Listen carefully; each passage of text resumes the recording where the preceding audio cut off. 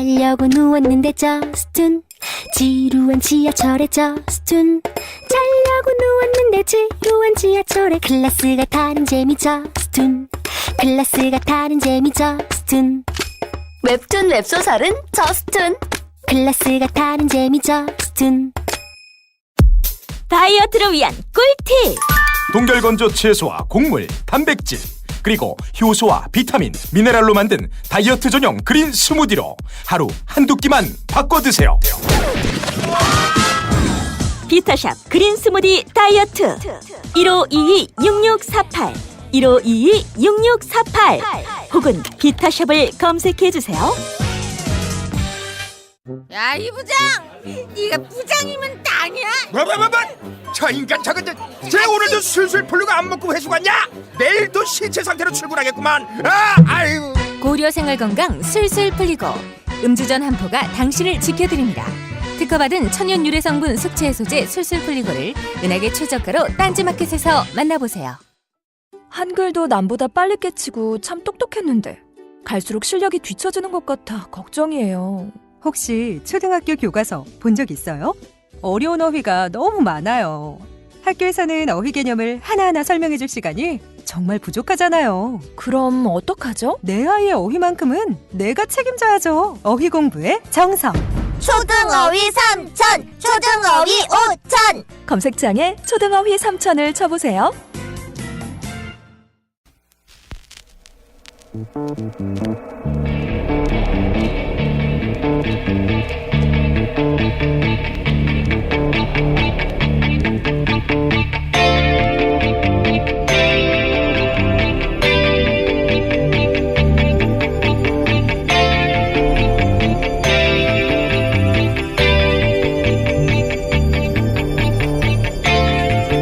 안녕하세요, 김호준입니다. 유럽연합과 독일 공정위가 독일 자동차 업체들의 카르텔 혐의를 조사 중입니다.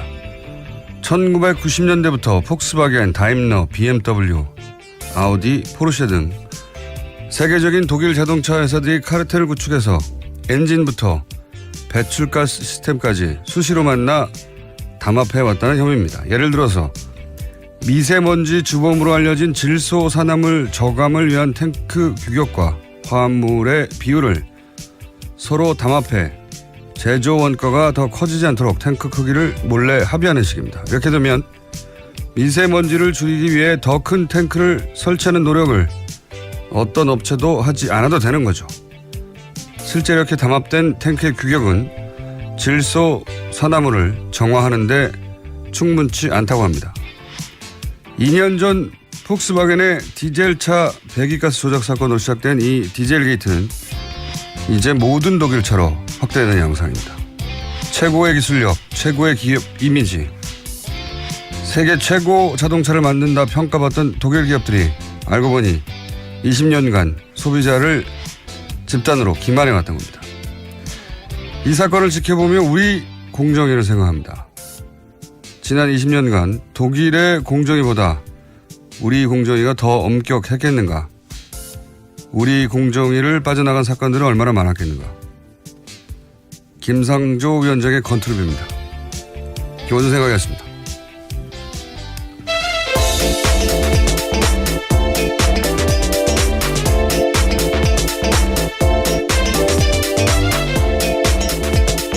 시사인의 김은지입니다. 자, 이제 수요일이 됐어요.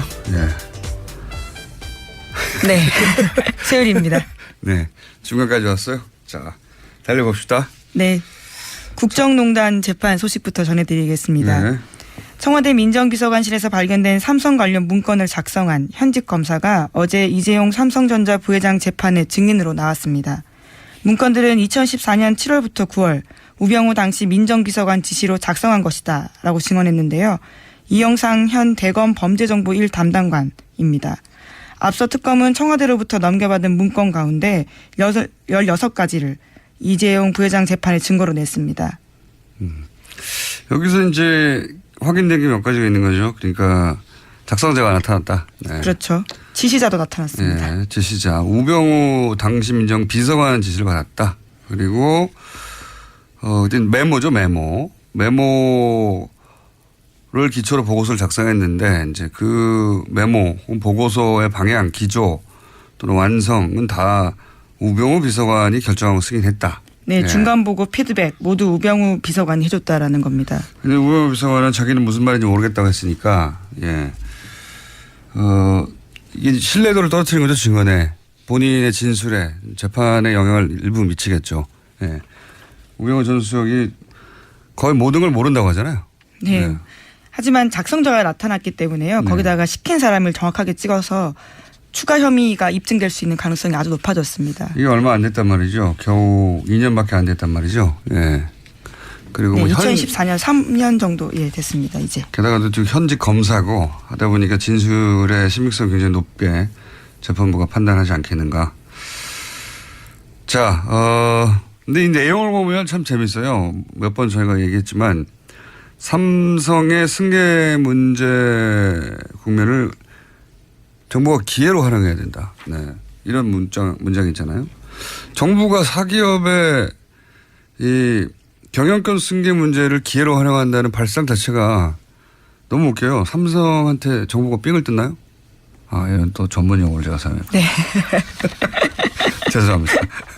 그거보다 더 적합한 단어는 없는 것 같은데 기회로 활용한다는 게 발상이 굉장히 재미있고 또 삼성 과제를 해결하는데 정부가 상당한 영향력을 행사가 가능하다. 네, 윈윈 추구할 수밖에 없다. 이런 취지의 이야기도 있습니다. 사기업 문제를 해결해 주는데 정부가 영향력을 행사할 수 있죠. 내 말은 해도 된다는 게 아니라 할 능력이 있죠. 정부니까. 그러면 그런 영향력을 행사해서 무엇을 그러니까 그런 영향력을 행사할 수 있다가 중요한 게 아니고 그럼 정부가 그걸 못하겠습니까? 영향을 행사해서 무엇을 얻을 것인가. 지금 이제 영향력을 행사했다고 법정에 간 게 국민영업인 거죠. 국민들 돈으로. 정부가 영향력을 행사해서 삼성이 원하는 걸 갖도록 해주고 그 반대급부로 그럼 뭘 받았나? 지금 최순실이 받아낸 현금과 말 지원 등등이 아니냐? 뭐 이렇게 법정에 가 있는 상태인데 그 첫 출발이 되는 이제 보고서를 작성한 사람이 나타나서 지시를 받아서 작성했다. 네, 설사 정부에서 그런 고민을 했다고 하더라도 민정비서관실 업무였는지에 대해서는 여전히 강한 의문이 들 수밖에 없습니다. 정부가 이런 고민을 한 자체도 말이 안 되지만 이걸 민정비서관실에서 왜 했느냐. 민정비서관실에서 최순실 관련 일들을 많이 했다는 건 어제 민정비서관실에서 체육 관련 지시가 내려왔다는 김종 전 차관의 진술도 있었잖아요. 그리고 이제 그 박헌영 K스포츠재단의 과장입니다. 박헌영 과장도 그런 말을 했죠. 민정 쪽에서 K스포츠재단의 인사 그를 검토를 했다. 누가 실제로 관련된 보고서들을 가지고 있습니다. 박 과장 같은 경우에는. 그러니까요. 그러니까 민정이 담당이었던 것 같아요. 그 최순실 씨하고 직간접으로 연결된 사안들은 그렇게 보여집니다. 자, 어제 그래서 하여튼 쓴 사람이 나타났고요. 발견된 문서 중에. 다음 뉴스는요. 네, 계속해서 이재용 삼성전자 부회장 재판 소식 전해드리면요. 어제는 또 특검에서 장충기 전 삼성 미래전략식 사장의 휴대전화 속 문자 메시지도 공개했습니다. 특검은 공소유지에 도움되는 부분만 발췌했다면서 2014년부터 2016년 장 전 사장의 문자 메시지 80여 건을 추가 증거로 냈습니다. 여기 내용을 보시면 굉장히 눈에 띄는 것들이 있는데요. 우선은 이현수 전 국정원 기조실장과 문자 메시지를 주고받는 게 있습니다. 여기서 엘리엇 관련돼서 정보를 서로 주고받고요. 뿐만 아니라 김영태 SK 부회장 같은 경우에는 특정 의원을 콕 찍어서 문제가 된다라고 이야기도 해주고 있습니다. 정두원이가 삼성 합병에 대해 까맣게 얘기하며 정기국회 때 반드시 증인 채택 운운합니다. 시간 될 때 손길 한번 내밀어야 된다. 이런 문자도 보내고요. 손길 내밀어야 한다. 네, 또 신원이 확인되지 않은 발신자가 장충기 전 사장한테 이런 내용도 이야기하는데요. 김비식 의원한테 어제 관련된 이야기를 해놨는데 자꾸 엘리엇 이야기를 하면 우려가 있다라는 말을 했다라는 겁니다. 그 삼성의 사장과 그리고 국정원의 고위 간부가 핵심 간부죠. 기조실장이면요. 문자를 주고 받았는데 그 문자의 내용이 삼성 합병과 관련된 것이고 그 그러니까 외국의 사기업이죠. 예. 외국 사기업의 현황을 국정원이라고 저절로 아는 건 아니란 말이죠. 여기도 관계자를 만나 더 알아보려고 한다. 이렇게 나왔는데. 네, 그렇습니다. 네. 그냥 안 게 아니고 알아본 거예요. 예. 삼성 합병에 관련된 정보를 국정원이 알아봐서 넘겨준 건데 이게 국정원이 이미 취득해 있던 정보를 사기업에 넘겼으면 국정원법 위반이고요. 네. 예. 국정원은 사기업 잘 내라고 하는 데가 아니거든요. 네, 전혀 아닙니다. 사기업의 승계를 도와주기 위해서 존재하는 기관이 아니에요. 말도 안 되는 거죠. 예, 국가정보원입니다. 국가를 위한 정보를 취득하는 곳이죠. 그게 아니라 만약에 사기업의 부탁을 받고 그 정보를 취득해서 알려준 거면 이거는 국정원은 대통령 직속기관인데 대통령 직속기관을 삼성이 쓴 거죠. 네. 삼성공화국이란 말이 그냥 비유가 아니라 진짜인 거죠. 예. 어느 쪽이든 간에 문제가 되는 건데 예. 그런 문자가 어제 공개가 됐습니다. 예. 대단하네요. 네, 삼성의 힘을 속칭 느낄 수 있게 해주는 상황들이어서 특검이 어제 공개했다라는 겁니다. 그러니까요. 예. 그러니까 청와대만 움직인 게 아니라 예. 국정원도 움직인 것 같고 국정원이 이렇게 한 게 단순히 국정원의 자체적인 판단인가 아니면 청와대가 협조해 주라고 한 건지 그건 모르겠지만 어떤 경우든 이건 문제가 아주 큽니다. 국가정보원을 사기업이 이렇게 이용했다는 게. 이거를 개인의 일탈 정도로 몰고 가겠죠. 뭐 아는 사이라서 일단은 말도 안 네, 돼. 실제로 어제 그렇게 삼성 쪽 변호인들은 변론했습니다. 친하기 때문에 주고받은 사이다 정보를. 예. 그렇게밖에 말할 수가 없죠. 문자가 나와버렸으니까. 네, 중학교 선배로 친한 사이다. 친해도 이런 건 할 수 없는 거고. 그럼요. 친하면 더더욱이 안 되는 거고요. 예.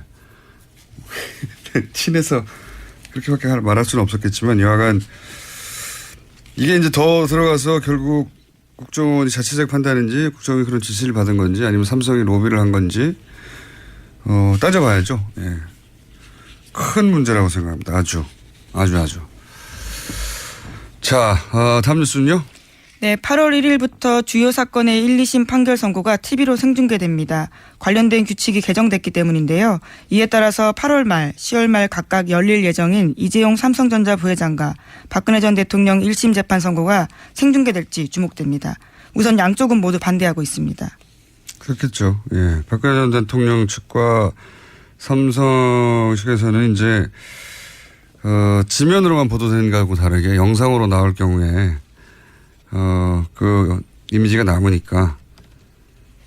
그런데 이제 생중계 반대하면서 박근혜 전 대통령 측에서 한 반대의 변이 재밌네요. 예. 네, 1심 재판이 진행되는 와중에 생중계가 허용된 배경이 의심스럽다. 공정한 재판을 받기 위해 생중계를 거부할 것이다. 라고 말했습니다. 허용된 배경은 전국의 판사들입니다. 네, 그렇죠.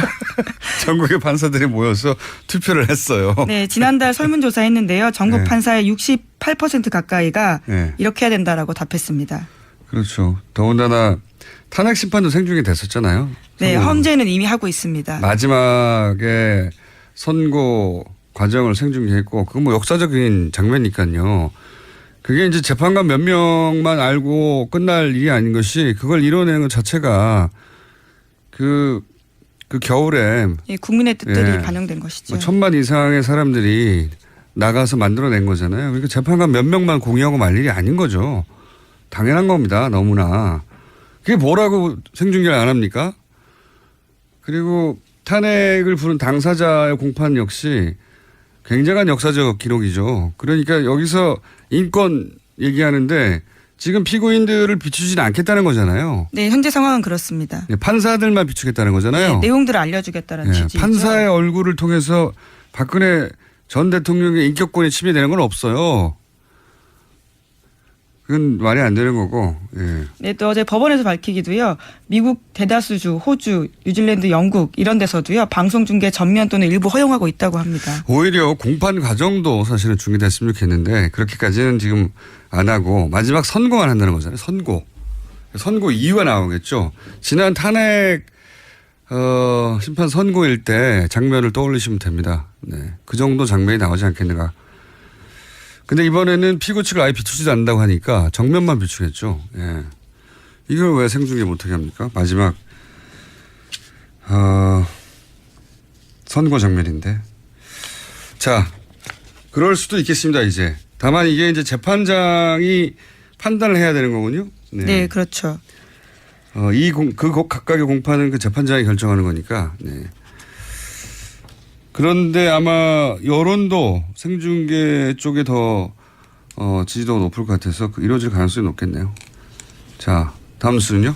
네, 박근혜 정부 청와대가 대통령 기록관으로 이관한 행정 데이터 관련된 내용 어제 전해드렸습니다. JTBC 보도였는데요.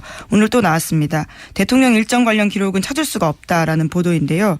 박근혜 정부가 이관한 행정 데이터에서만 유독 대통령 일정 관련 기록이 빠져 있다라는 겁니다. 여기 아마 세월호 당일 네, 일정 7시간 이야기 그것만 뺄 수는 없으니 다 빼버렸겠죠. 예, 그게 아닌가 싶어요. 이게 이제 어제 실제 넘겨진 게 절반 이상 아무 쓸모없는 뭐 식당 메뉴라든가 청소 물품 이런 것들입니다. 청소 도구들, 그다음에 누가 식당 그 값을 점심값을 지불했나 이런 기록들이라는 거 아니에요. 절반 넘게. 꼭 이게 보니까 대통령 기록물이어서 안 된다고 막 난리셨잖아요. 네, 그랬었죠. 근데 보니까 뺄 것만 빼고 나머지는 뭐가 뭔지 구분도 안 하고 다 그냥 쓸어 담아서 넘긴 거죠. 이게 대통령 기록관을 쓰레기통으로 만든 겁니다. 이게 속칭 숫자만 부풀린 겁니다. 개수만 아주 많게 해서 넘긴 거죠. 개수만 많은 것, 그러니까 개수가 많아서 이제 많은 자료를 넘긴 것처럼도 했지만 실제 뭐가 뭔지 구분도 안 하고 넘겨버리는 거죠. 대부분. 식당 메뉴를 넘겨야 되겠다고 자기들이 결심해서 이건 대통령 기록물이야. 청와대에서 청와대에서 메뉴가 뭐였는지는 정말 중요한 거야. 이렇게 생각하고 넘겼겠어요. 다 쓸어 담아가지고 이게 다 쓸어 담아서 처박아 버린 겁니다. 대통령 기록관, 네. 이게 뭐가 중요한 일이라고 식당 메뉴 넘기는 게 황교안 대행이 당장 해야 한다고 했는지, 네. 쓰레기통을 만든 거예요. 대통령 기록관. 하여튼 그런 기록들이 다 있고 정작 중요한 대통령 일정은 없었다. 예. 대통령 일정은 원래 미국이나 뭐 일본 같은 경우에는 분단위로 매일매일 공개하거든요. 예. 네, 그 과거 정부에서도 다 넘겼습니다. 노무현 정부 같은 경우에도요. 9,700여 건 이관했고요. 또 이명박 정부 같은 경우에도 VIP 일정이라고 해서 통째로 넘겼다라고 합니다. 당연히 대통령 기록인데 그거는 쏙 빠지고 식당 메뉴들이 넘어갔습니다. 자, 말도 안 되는 정보예요. 이 데이터 관리하는 걸 보면. 다음 뉴스는요. 네, 어제 원세훈 국정원장 재판 관련해서 과거 녹취록 추가로 복원돼서 나갔다라고 전해드렸었는데요. 국정원이 과거에 삭제했던 것들이 100개 가까이 된다라고 JTBC가 보도했습니다. 그러면서 자세한 내용들이 조금 더 나왔는데요. 원세훈 전 원장 발언들을 보면 이렇습니다. 곧 민주노총 집회가 있는데 주도자들을 잘 감시하라. 민주노총과 전국 공무원 노동조합, 정교조 중에서 정교조가 가장 나쁘다. 교육청이 얘기해서 교사들이 징계되도록 하라. 이런 내용들이 있다고 합니다. 이건 이제 국정원 TF가 국정원 내부 데이터베이스를 추적해서 추가로 넘긴 문건인 거죠. 그때 당시에는 당시 댓글 사건 수사할 때는 이 문건이 안 넘어갔다가 네, 다 삭제했었으니까요. 네, 복구한 겁니다. 추가해서 넘긴 건데 거기에 이제 제 눈길을 끄는 거는 뭐 어제 이미 민주노총 그다음에 공무원 노조 그리고 전교조 뭐 이런 얘기들 나왔는데 여기 보면 민주노총 집회가 있는데 잘 감시하라 주도자들을 이런 게 나오잖아요. 민간인 사찰을 했다는 거고 명백히. 네, 사찰 지시로 보이죠. 예. 그리고 이렇게 되면 이제 마티즈 사건이 다시 떠오르는 거죠. 민간인 사찰이 없다면서 자살한 거거든요. 본인은 다 대북 그 정보 네, 취합을, RCS 관련해서요. 대북 정보 취합을 위한 것이었고 국내 사찰은 절대 없었다가 자살의 이유였어요. 근데 여기 나오잖아요. 민주노총 지도자들을 잘 감시하라. 예. 뭘로 감시했겠어요? 사찰에 여러 가지 프로그램이나 뭐 그런 게 있었겠죠. 예. 국내 사찰이 없었다는 거는 국정원이 앞으로도 인정하지는 않겠지만 국내 사찰이 없었다는 건 말이 안 되는 겁니다. 예. 예, 이런 발언 중에도 나오고 민간인 사찰을 민주노총 집회 주도자들도 감시했으니까 당연히 국회도 감시했겠죠. 국회의원들도 사찰했겠죠. 예. 그리고 그 외에 주요 사회적 영향을 끼치는 사람들을 다 감시를 했겠죠. 라고 생각할 수밖에 없는 그런 문건 일부가 또 공개됐네요. 다음 뉴스는요. 네, 청와대가 국가안보실내 캐비닛에서 이명박 정부 문건도 발견했습니다. 관련 내용은요, 제2롯데월드 인하과 관련된 것이고요. 또 STX 관련 문건들이 있다라고 합니다. 자, 이것도 재미있는 문건이네요. 원래 그 제2롯데월드가 당시에 국방부가 반대를 했었죠. 네, 국방부 장관이 대놓고 반대했었습니다. 당시에요. 왜냐하면 그때 서울공항 그 이착륙하는 항로상에 있어서 그 빌딩을 세우면 비행기가 공군이 출동할 때 위험하다. 네, 안전 문제가 있다라는 너무 거죠. 당연한 반대 이유인데, 근데 당시 이 시절이면 자유한국당이네요. 자유한국당 이명박 대통령 시절에 국방부가 당연한 반대를 하는데 그냥 지었어요. 어떻게 지었냐면은 활주로를 틀어서. 그래서 저는 이 사건은 사실 보수는 항상 안보를 최우선으로 한다고 내세우는데 보수가 안보를 말할 자격이 있냐 이거예요. 이 사건을 보십시오. 다 반대했어야 되는 건요. 그때 국방부뿐만 아니라 보수 전체가 그 사기업 빌딩을 위해서 왜 공군이 활주로를 틀어야 되냐 이렇게 말해야 되는데 그냥 지었어요. 그냥 짓고 아직도 안보는 보수라고 말하는 건 좀 말이 안 된다고 생각합니다. 그때 여기에 보수단체들이 뛰어와서 집회를 했었어야죠. 다. 모두가 다. 어부연합이고 뭐고 간에. 안 했잖아요. 네. 보수단체가 욕을 먹는 거죠. 그러니까. 자, 다음 뉴스는요. 네, 박근혜 전 대통령 오촌 살인 사건 관련해서 일부 단서가 되는 기록이 공개됐습니다. 시사인 보도인데요. 살인 사건 당시 박용철, 박영수 씨의 휴대전화 통화 내역 단독 입수해서 분석했습니다. 관련해서 주목되는 사람은 황선웅 씨인데요. 두 사람의 마지막 술자리를 함께했다고 진술한 사람입니다. 본인 주장이에요. 본인. 예, 그렇죠. 황선웅 씨가 이 두 사람과 마지막 술자리를 했다고 본인이 가서 경찰에서 진술했습니다. 내가 먹었어요. 술을 같이 마지막으로라고 손들고 나온 사람입니다. 네. 그리고 사건 당일 날요 경찰에 가서 이렇게 이야기했습니다. 평소 변사자들과 자주 연락하지도 않았고 한동안 연락하지 않아서 최근에 어떻게 지냈는지 모른다라고 했거든요. 경찰에 그렇게 진술을 했는데. 예. 하지만 저희가 확보한 통신 기록 자료들을 보면요. 한 달 동안 굉장히 많은 통화를 했습니다. 박용수 씨와는 서로 아주 많은 통화를 했고요. 또 사건 당일만 하더라도 8차례 통화를 했다라고 합니다. 그러니까 거짓말을 한 건데요. 일종의. 하지만 그 황선홍 씨한테 왜 거짓말했는지 물을 수가 없는 상황입니다. 라면 먹다 돌아가셨죠. 예, 2012년 10월 달에 38살 나이로 숨졌습니다. 이분은 짱구파라고 하는 조직폭력배 조직원이었고 유경재단 어린이회관에서 근무도 하기도 했죠. 네. 그리고 이분이 그러니까 두 사람이 죽었는데 한 사람이 한 사람을 살해하고 한 사람은 자살했다고 그 증언해 줄 사람이 없잖아요. 가장 먼저 나와서 이 두 사람과 내가 술자리를 했다고 했던 사람이고 그때 어디서 술을 마셨냐고 했냐면 스테파라고 하는 어떤 그 술집에서 술을 마셨다. 1차 술자리 집을 그렇게 이야기했었죠. 그리고 나서 그렇지만 나는 그들과는 그렇게 통화가 없었다고 했는데 이번에 이제 밝혀진 거는 통화를 자주 했다는 거고 그리고 사실 경찰이 초동 수사 이렇게 재수사를 해야 되는 게 초수사 말이 안 되는 것이요. 황선홍 씨가 스테파에 있었다고 했잖아요. 마지막으로. 그러면 위치 추적을 해야 되잖아요. 네, 스테파 다음에 또 다른 노래방이 있긴 합니다. 네. 네. 그러니까 마지막 술자리를 했다는 게. 네, 그렇죠. 1차, 2차 모두요. 네, 그 자리였으니까 스테파에서 마셨다고 하니까 그러면 정말 스테파에 있었는지 휴대폰 위치 추적을 해보면 되잖아요. 통화 내역과. 근데 스테파가 저희도 몰랐는데 저희는 재판을 받다가 이제 소위 살려고 발버둥 치면서 저랑 주진우 기자가 확인해 보니까 스테파가 없어요. 거기에. 네. 강남구청에서 상호불상이라고 나왔죠. 네, 스테파가 없는 전혀 것이라는 없고, 겁니다. 그러니까 이 세 사람이 마지막 술자리를 스테파에서 같이 했다는 건 거짓말이고 그 거짓말을 밝혀내는 거는 통화 기록이나 위치 추적으로 아주 쉽게 할 수 있었는데 안 했다는 겁니다. 경찰이. 근데 이분에게 물어볼 수가 없는 게 돌아가셨어요. 라면 먹다가.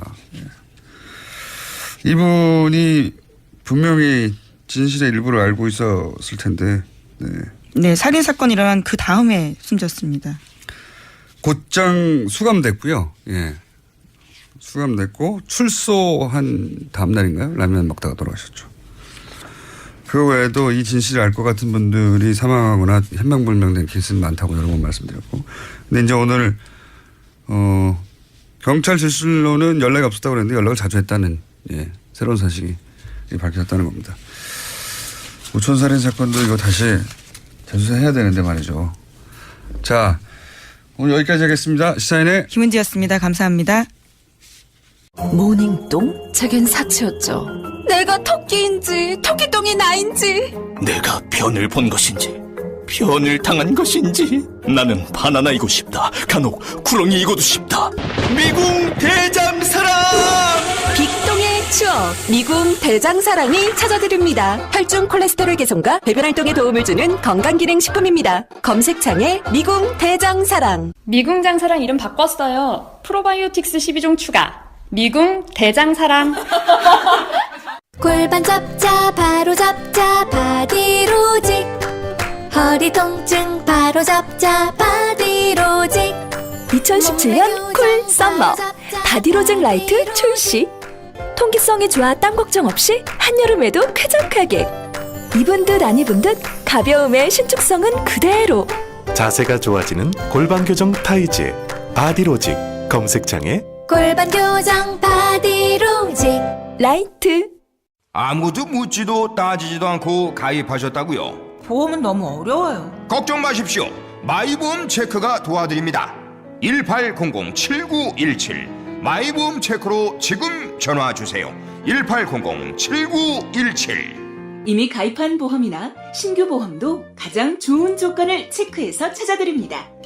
인터넷 한글 주소 마이보험.com 또는 카카오톡에서 아이디 검색 마이보험을 친구 추가하여 상담하실 수 있습니다.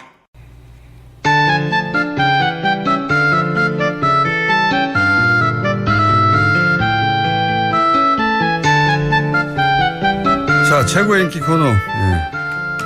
아직도 제목이 방송 코너만 진행하고 나면 새로운 제목들이 문자로 오는데 최근에 제가 밀고 있는 건 노르가즘입니다. 노회찬 정의당 원내대표 나오셨습니다. 안녕하십니까. 안녕하세요. 네. 방송하기 전과 후가 달라진 점이 있습니까 혹시? 원래 인기가 높긴 했습니다만 노회찬 대표님이 후에 좀 달라진 점이 없나요? 아, 예, 제가 뉴스공장 직원인 줄 알고 있더라고요. 자, 일주일간의 여러 가지 이제 현안들, 사건 사고들을 노회찬의 시선으로 정리하는 시간인데, 자, 어떤 것부터 해볼까요? 최근에 일단 추경, 지금 벌써 우리나라 워낙 다이나믹해가지고 추경 가지고 한 하루 이틀 막 떠들더니 다 잊혔어요. 다 잊혀져가지고. 예.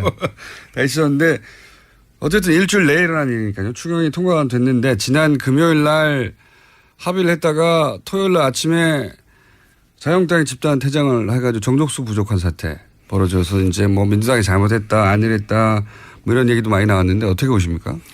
원래 이 계획은 원래 그 야당들의 그 여야가 합의한 자유한국당을 뺀 나머지당이 합의한 그 내용에 의하면은 저도 이제 우원식 의원하고 이제 통화로다가 서로 이제 그 당시 그 공유했던 게 뭔가면 새벽 1시에 23일이죠. 그러니까 22일이 토요일인데 네네.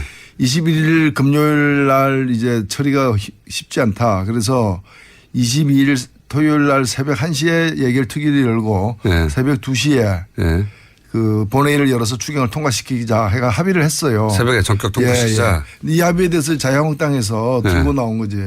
들고 나와가지고. 자유한국당 만약에 그렇게 됐으면은 자유한국당이 왕따 되는 모양새 플러스 추경에 끝까지 반대한 모양새 이렇게 됐겠죠. 되니까 그러면 우리도 참여하겠다. 참여해서 반대 표결할 테니까. 근데 이제 그 새벽에 하기는 어렵고 자기들이 연락도 해야 되니까 아침에 하자. 아침 9시 반에 하게 하면은 자기도 하겠다 해가지고 그 자유한국당에서 국회의장 앞에서 약속을 했어요. 그래서 사실 연기된 겁니다. 원래 하려고 그랬는데. 그러니까 9시 반에 나타났어요.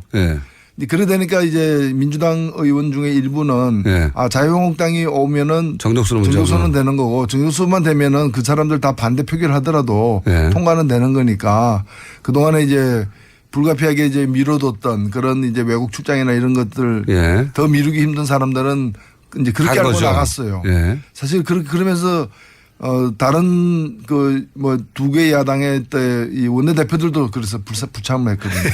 예. 그런 상황이 있었어요. 이제 45일간 끌어왔던 게 이제 끝났구나 생각하고 이제. 예. 근데 자유한국당이 9시 반 좀 지나서 10시 가까이 되니까 들어왔어요. 예. 들어오더니 표결하려고 하니까 싹 다 나가버리는데 자기들이 나가버리면 표결할 수 있는 정족수, 예. 의사 정족수 예. 더 안 될 수 있다는 걸 알고 나간 거예요. 나가가지고 또 그럼 집에 갔느냐? 집에 안 가고 또 근처에서 근처에서 이렇게 모니터를 통해 가지고 잠복하면서 보고 상황. 있는 거야. 지금 어떻게 되는가? 우리가 나온 상태에서 아마 계속 진행됐으면 또 들어왔을지도 몰라요. 근데 이제 진행이 안 되니까 이제 쌤통이다 이러면서 이제 계속해서 개기고 있었지. 예. 쌤통이다. 저런 것도 알고 있었을 것 같아요. 우리가 이렇게 들어가면 이제 통과가 된다고 생각하고 말씀하신 대로 급한 일정이 있는 사람들은 자리가 빠질 것이다. 자리가 빠져 정족수가 안 되면 그 책임은 또 여당이 가져갈 것이다. 그렇죠. 당연히 아무래도 지금 추궁 여당을 향하게 돼 있죠. 그러니까 그 자유한국당의 나름의 전략이죠. 자기들 입장에서는 우리 처음에 근데 이런 건 전략이라고 안 합니다. 이런 용어는 이런 데 쓰는 용어는 잔머리라 그러죠. 잔머리는 굴리는 거고 전략은 수립하는 거고 이 차원이 다른 거죠. 이런 걸 전략이라 그러면은 전략이란 모욕이죠. 그리고 자유한국당 입장에서는 전략이라고 부를 수 있는데 제가 보기에는 알겠습니다. 중립적인 입장에서는 잔머리라고 하죠. 그걸 써서 나름 기술이 들어간 거죠. 나름 성공한 거 아닙니까 이게. 그러니까 통과시키면서도 그게 이제 통과시킨 공을 성공은 했지만은 전과가 늘었죠. 전과가 늘었죠. 이제 요주의 대상이 된 거죠. 약속을 해도 이제 끝까지 믿을 수는 없는. 이제 믿을 수 없는 거죠. 45일간 티격태격 하다가 그 국회의장 앞에서 자 그럼 내일 아침에 합시다. 왜냐하면은 나머지 나머지 야당과 통과시키기로 합의한 직후에 달려온 거거든요. 우리 빼고 하면 안 된다고. 네. 그러면은 아마도 언론을 통해서 자유한국당이 몰매를 맞았을 수도 있어요. 그냥 강행했으면 그렇죠. 예. 그런데 이제 거기서 그럴 수는 없으니까 들어와서 우리도 같이 하겠다고 한 다음에 안심시키는 다음에 싹 빠져버려요. 근데 사실은 저는 강행했어야 된다고 봅니다. 강행하지 않았던 것은 일종의 측은지심. 쟤들 그래도 이제 달려서 하자고 하는데 버릴 수는 인간 되겠다고 하는데 기회는 줘야 되지 않겠는가 뭐 이런 거죠. 저는 그 측은지심은 그렇게 이런 경우에는 이제 좀 제고해봐야 된다고. 알겠습니다. 그러다가 당한 거죠 지금. 사실은 우원식 원내대표가 그래서 다시는 믿으면 안 되겠다고 말한 것도 이해가 가요. 그러면서 또 한편으로는 안 이랬다고 라고 하는 비판도 이해가 가고 여간 전후 사정은 그렇다고 합니다. 전후 사정은. 전략이 아니었다. 자, 그리고 최근에 또 가장 큰 뉴스는 캐비넷에서 나왔던 문서도 있지만 두 개 다 여쭤보겠습니다. 원세훈 전 국정원장 재판에서 과거에 회의록이 제출됐는데 다 지우고 복원됐죠. 지우고 제출됐던 게 이제 복원됐단 말이죠. 근데 거기 내용을 보면 굉장한 내용이 많습니다. 뭐 언론을 지급해라. 언론 지급해라고 국정원이 있는 거라든지 아니면 총선 후보 등록 시작되면 현장에서 교통 정리를 해줘라. 그리고 후보 검증, 후보를 사실상 국정원이 세운다. 지금의 자유한국당이고 당시면은 한나라당이겠네요. 한나라당의 지자체 혹은 총선 후보를 사실상 국정원이 세운다라는 식으로 발언하거든요. 그리고 교통정리도 해줘라. 교통정리가 뭘 의미하는지. 이게 정말 심각한 문제입니다. 이게 법률적으로야 공직선거법 위반으로만 보이지만은 과거에 3.15 부정선거가 바로 이런 거거든요. 자유당 정권이 경찰을 이용해 가지고 부정선거에 앞장섰던 겁니다. 맞습니다. 선거 내용 결과 다 조작이 되는 거죠. 사실 그런 일을 한 겁니다. 이거는 정권이 날아가는 문제예요. 이것 때문에 이승만 정권이 무너지지 않았습니까? 맞습니다. 그 시절에도 그것 때문에 이승만 정권이 물러났는데 4.19가 그래서 일어나는 거 아닙니까? 네, 그렇죠. 그래서 이것이 어떻게 해서 이제 일이 진행됐고 그 결과가 어떻게 보고됐는지. 왜냐하면 이걸 해놓고 국정원이 이걸 실제로 했다면 내가 볼 때 한글로 지금 증거가 나오고 있는데 이 일을 한 국정원장이 이렇게 했습니다라고 보고를 안 했겠습니까? 그러니까요. 무공을 세운 장군이 왕에게 자기 무공을 감추는 일도 있습니까? 그렇기 때문에 이거는 대통령한테도 보고됐고 보고를 받았다고 저는 볼 수밖에 없고 다만 그 구체적 근거를 갖다가 이제 찾기 위한 수사에 들어가야 된다고 봅니다. 이게 정말 대단한 부정이거든요. 국정원장이 특정 정당의 국정원의 자원을 활용해서 이제 특정 정당 후보를 사실상 우리가 정하는 것이고 그리고 현장에서는 교통정리도 해라. 이 얘기는 저는 이렇게 이해가 됐거든요. 예를 들어서 당시 여당 후보가 상대하는 야당 후보가 좀 세면 그쪽에 맞타당을 한다든가 정리를 좀 해주라는 거죠. 여당끼리 후보가 좀 많으면 좀 낙점한 사람 외의 사람들은 털어내게 해주고 뭐 이런. 국민이 뽑아야 되고 정당이 그 내부 후보자를 가려야 되는데 국정원이 나타나가지고 정리한다는 자체가 이렇게 되니까 레밍 의원 이런 게 생기는 겁니다. 네. 이상한 사람들이 이제 생기는 거죠. 당정청이 아니라 당정청국이 따로 있었던 것 같아요. 네. 네. 실제로 국정원은 지금도 이게 정확하게 그 진상들이 다 안 밝혀지고 있긴 한데 그 당시 국정원은 자유한국당의 내부 기관인 거죠. 이렇게 되면. 한 몸이었어요. 한 몸. 예. 진정한 협치를 갖다가 한 거죠. 한 몸이죠. 예. 그러니까 국정원과 청와대가 전국을 주도하고 밖으로는 이제 그 간판은 이제 정당 이름을 걸었지만 실제 일은 여기서 했다고 봐야죠. 그렇게 보여지는 문서들이 나오고 있고 이제 TF가 활동을 시작하면 더 많은 문서가 나오겠죠. 자, 그런 일이 또 있었고요. 그리고 캐비넷 문건 중에 가장 최신 버전은 MB 시절에 제1롯데 인허가 문제 관련 문서가 등장했다. 이런 내용이 있습니다. 이게 재밌는 것은 이 문건이 어디서 나왔냐는 거예요. 국가안보실에서 나왔습니다. 근데 하필이면 이 문건이 롯데월드 건물을 짓는데 왜 문건이 국가안보실에서 나왔느냐. 사실은 이 내용에 국방부가 관련이 되어 있거든요. 그렇죠. 예. 네, 원래 국방부가 그 롯데타워를 갖다가 세우는 걸 반대해 왔는데 그렇죠. 그걸 MB 대통령이 그걸 누르고 이제 2009년에 허가를 해준 겁니다. 그래서 누르는 과정에서 국방부이기 때문에 청와대에 있는 기구인 국가안보실을 이용해서 국방부를 눌렀을 가능성이 있는 거고 그 조정 결과도 성남에 있는 서울공항 활주로를 갖다가 3도 각도를 갖다가 틀어서. 3도 틀어가지고 왜냐하면 원래대로 놔두면은 비행기가 유사시에 그 롯데타워 때문에 제대로 이렇게 이착륙을 못하니까 발진하기도 어렵고 하니까 활주로를 갖다 트는 방향. 롯데월드로 옮겨야 되는 거죠 사실은. 근데 활주로를 또 틀어가지고 이걸 어거지로다가 이제 건물 준공을 갖다 허가를 갖다 한 건데 그 과정에 청와대가 국가안보실을 통해 가지고 국방부를 누르고 조정했다라고 충분히 추정할 수 있는 그런 문건이 나왔는데 문건 생산은 MB 때 했는데 이게 사실은 캐비넷은 박근혜 캐비넷이거든요. 박근혜 청와대 캐비넷이라는 거죠. MB 때 이걸 제가 보면 치우고 갔는데 다시 이걸 무슨 필요에 의해서인지 MB 청와대 박근혜의 청와대에서 이 문건을 다시 재출력해낸 겁니다. 그래서 갖고 있다가 이번에 드러난 거예요. 예리합니다. 그렇게 생각 못 했는데, 박근혜 정부 시절에 이 롯데 인허가 문제를 다시 재론할 이미 허가가 됐고, 이미 건물로 올라갔어요. 올라갔는데, 박근혜 정부 시절에 롯데를 상대로 해서 뭔가, 딜을 하거나 혹은 뭐 할 때 이런 문서가 필요했을지도 모른다. 이런 추정을 하시는 거죠. 왜냐하면 롯데와 관련해서 청와대가 일을 많이 했어요. 일을 많이 했어요.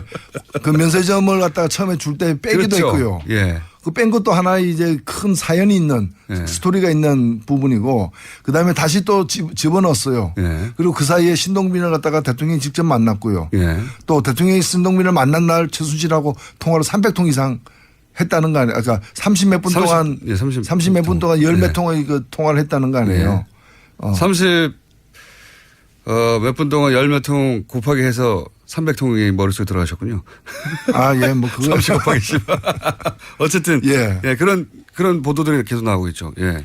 그리고 실제로 지금 보면은 그 당시 신영자 롯데 부회장 그 중요한 사람은 아닌데 이 사람은 정은호 사건 때문에 점포 몇 개 이제 입점시키고 그걸로 인한 뇌물을 받는 것 때문에 그 뇌물이 또 롯데 비자금이 됐다는 이유로 자택 수색을 받았는데 그 수색에서 나온 메모에 안종범도 나오고 무슨 경제부총리도 나오고 다 나오잖아요. 맞습니다.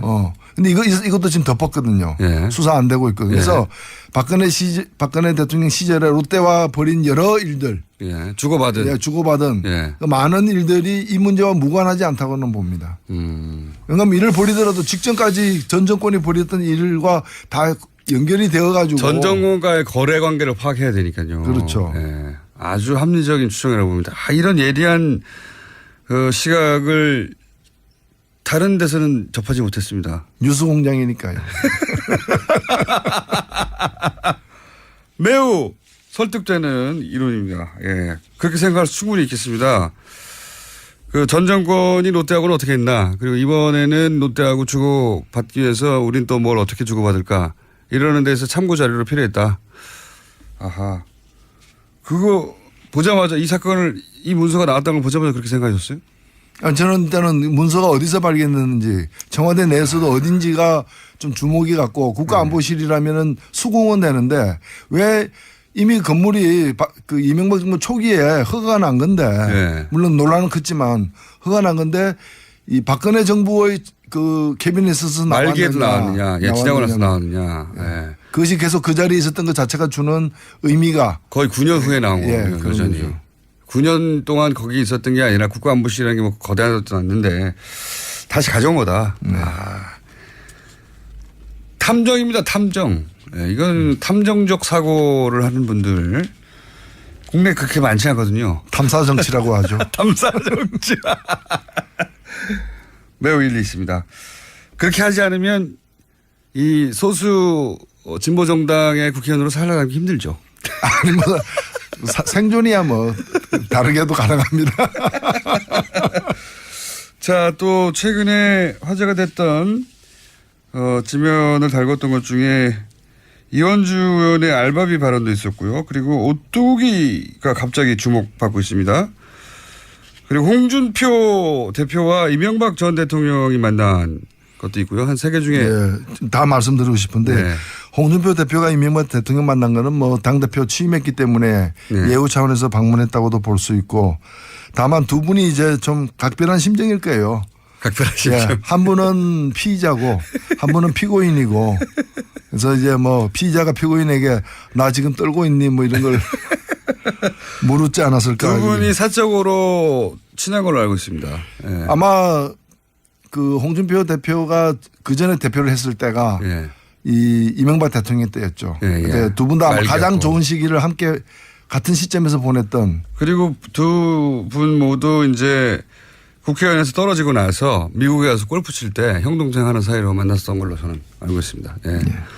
그다음에 그 뭐 이현주 의원은 이 발언이 그 사실 그냥 발언을 안 하면 참 좋겠는데 자꾸 발언을 해가지고 이게 이제 내용은 나도 월급을 떼인 적이 있는데 사장이 살아야 나도 산다는 생각에 고발하지 않았다. 그것이 바로 공동체 의식이다. 근데 저는 이게 쥐가 있죠.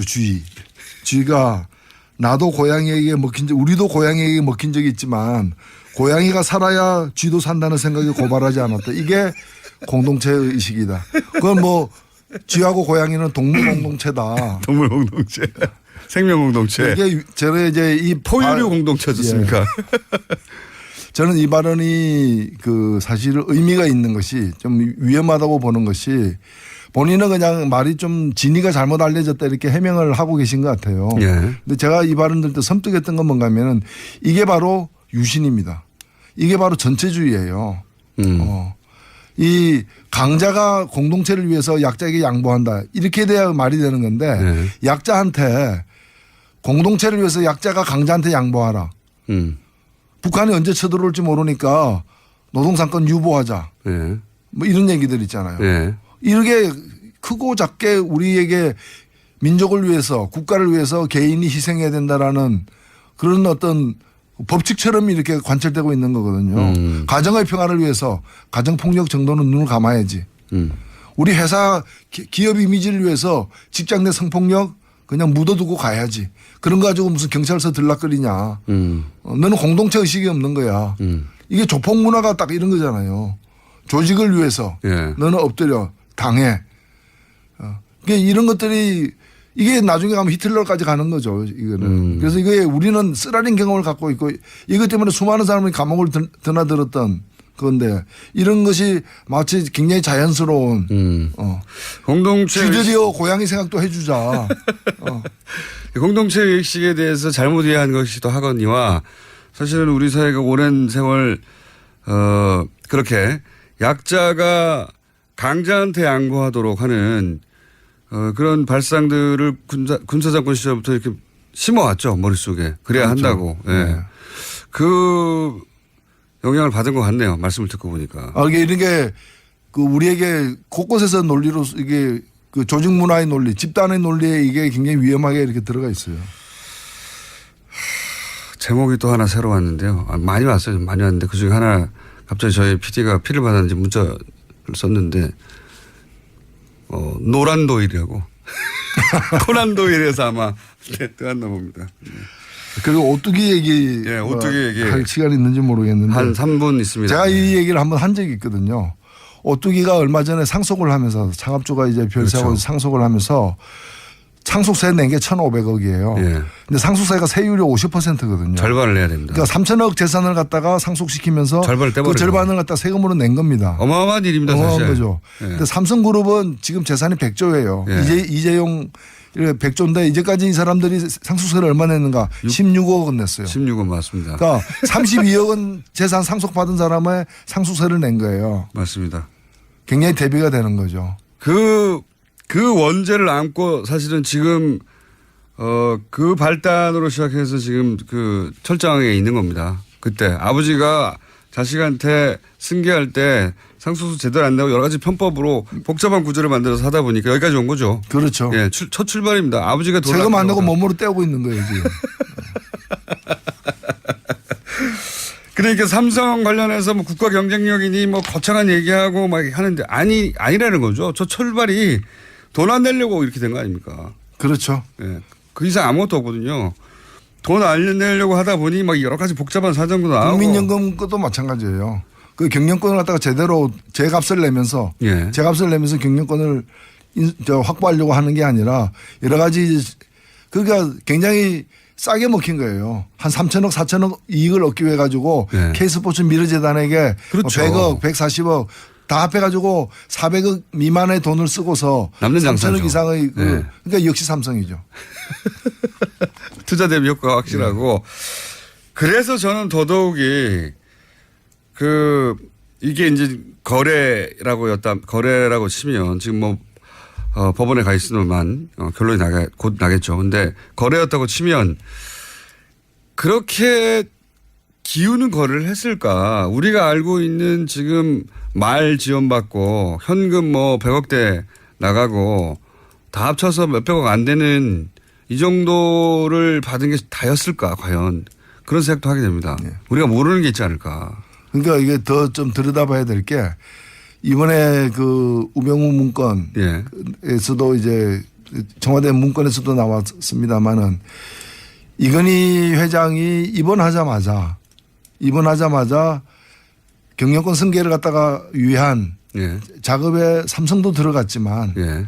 삼성이 또 그렇게 움직일 줄 알고 그러니까요. 또 저 고객이 예. 이제 결국 찾아올 거다라고 예. 내다보고 그 같은 시기에 청와대는 청와대로 준비를 하는 거예요. 그렇죠. 그게 이 문건인 거죠. 예. 예. 삼성이 이 경영권 승계 국면에 왔는데 우리가 빼먹을 게 뭐가 있나 봐라. 이거 아닙니까? 그렇죠. 예. 그럼 쟤들이 오면은 뭘 도와줄지. 예. 그럼 뭘 도와줄지 알아봐라는 얘기는 뭔가 하면 도와주는 대가로 우리가 뭘 얻을지도 당연히. 같이 예. 알아봐라. 하나는 최순실이 알아보고 하나는 청와대 민정수석실에서 알아보고 뭐 그런 거죠.